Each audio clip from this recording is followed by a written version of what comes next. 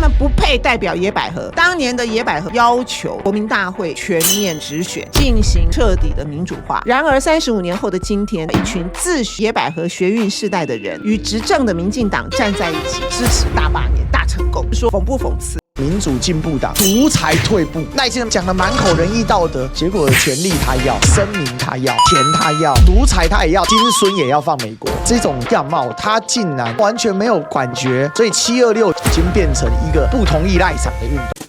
Ladies and gentlemen, welcome the host.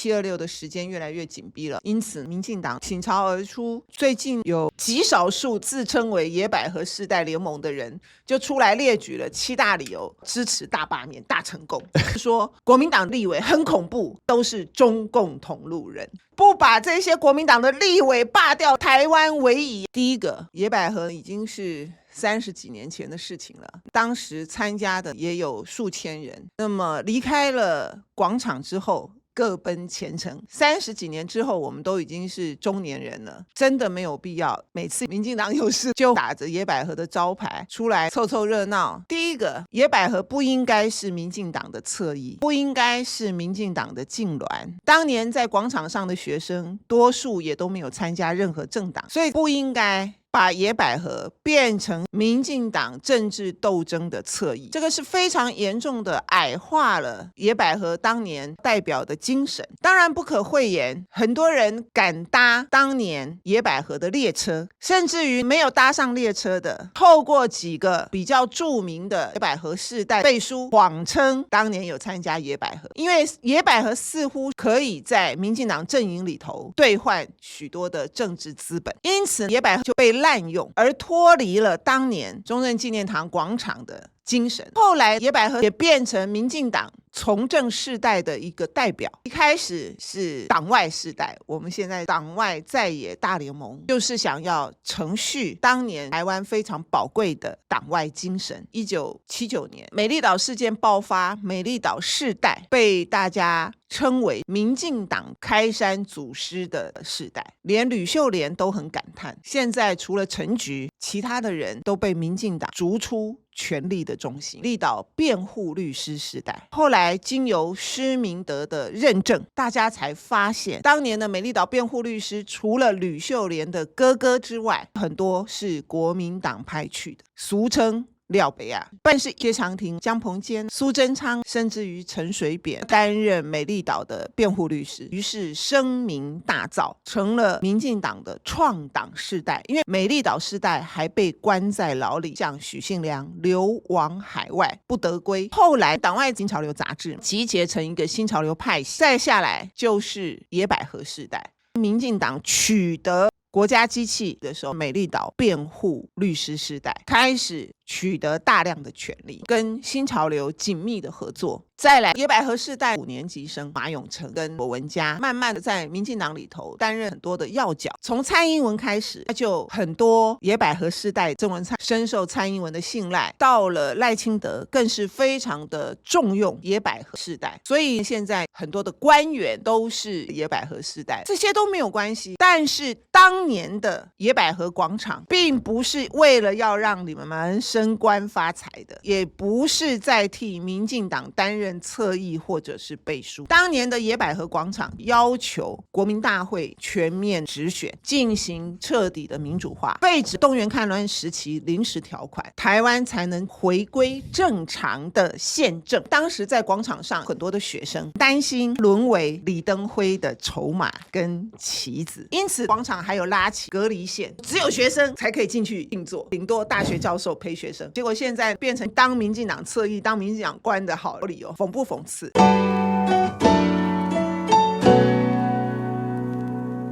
我在野百合学运世代里头是赫赫有名的学运领袖，所以从政的这30几年，一直有人会跟我讲，我也是野百合世代。后来对民进党失望，但是就是这一些无耻的人离开中正纪念堂的广场后，就打着野百合凯西陪你家寄给专家，专上面讲你要支持民进党没有关系，我也后来成为民进党的政治人物啊，但是你要有良心，你要有是非，而不是跟着民进党一起堕落到无间地狱啊。可是今天民进党非常严重的变质，这些人就变成了民进党的打手，或者是搭着民进党的便车就想当官。我离开民进党是陈水扁当了总统以后，是国民党被你民进党追杀的时候，所以跟你们是不一样的。我要跟你们割席而坐，不要玷污我这一辈子的坚持跟理想。所以我们写了一篇声明，野百合的凋零与民主的挽歌，我们必须要粉碎民进党法西斯罢免的阴谋。35年前中正纪念堂广场上的野百合，以其纯洁坚韧，象征着一个世代对抗威权、挣脱党国枷锁的渴望。其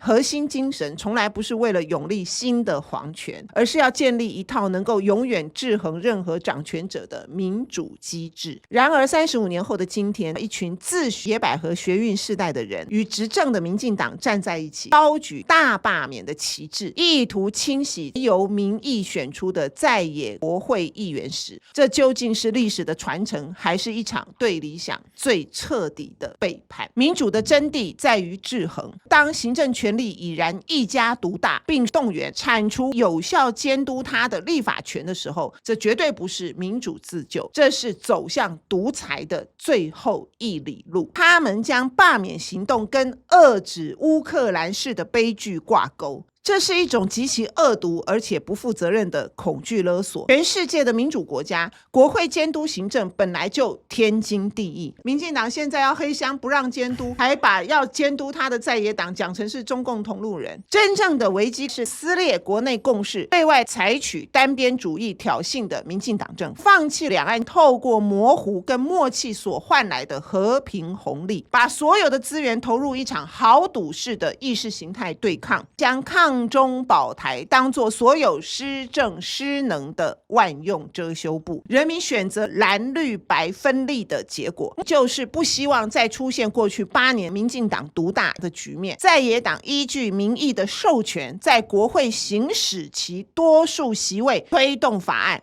这怎么叫做暴力？这是对民主最大的讽刺。其次，真正把多数暴力发挥到淋漓尽致的，不正是过去8年的民进党自己吗？从一例一休到前瞻预算的草率通过，再到无数引发社会争议的法案，民进党何时尊重过在野？如今角色互换，他们却将在野党的议事程序称为毁宪乱政。所以只有民进党可以独裁。这场罢免正是民进党这种霸权心态的极致展现，这是对民主制度最核心的攻击。民主的传承不容垄断，野百合的精神不容玷污。台湾的民主承载228事件、白色恐怖、党外运动到野百合学运无数前辈的血泪与牺牲，核心是对抗任何独裁与专制，是捍卫人民最基本的言论自由与政治权利。然而这群自称代表野百合的人，当年反抗万年国会，今天在野党是要为失能的国会装上监督的牙齿的时候，他们却反过来指责在野党扩权，中共的阴谋。殊不知这是民进党在野长期一贯的主张。更害人的是，民进党执政，他们竟然支持用国安法来对付在野党立委。曾经的屠龙少年，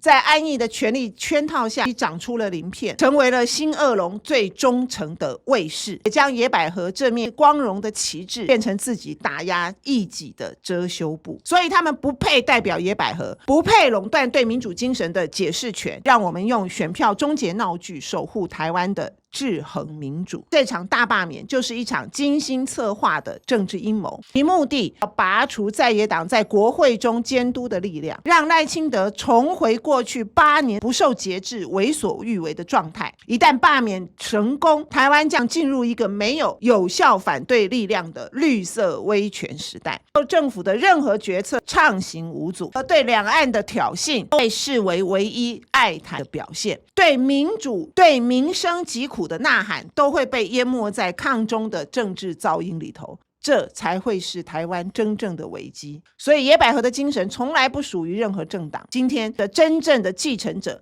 是看穿执政党傲慢，要求政府谦卑，捍卫国会制衡功能的广大公民。因此7月26号与8月23号的罢免投票是一场关乎台湾民主存亡的决战，我们必须投下不同意罢免的一票，粉碎民进党及其侧翼所发动的法西斯式的罢免，才是对野百合精神的捍卫，台湾民主延续的唯一正途。